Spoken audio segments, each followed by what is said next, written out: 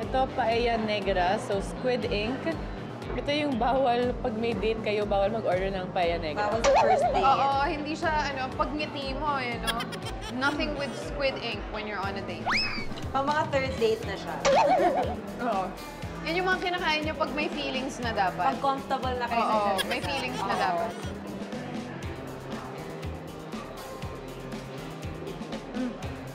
So, sige, I'll try this, Calio.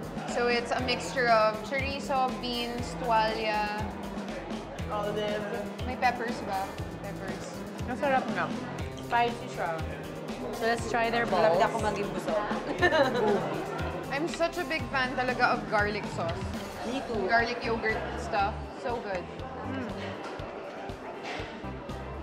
Oh yeah, it's really garlicky.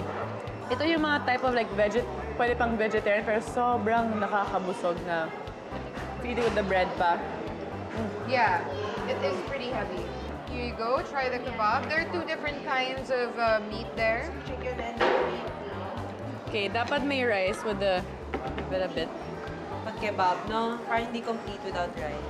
I'm gonna eat it with the falafel. The better, Sarap. the lesser It's a burger. evil. Ito mas maanghang yung sauce. Sarap.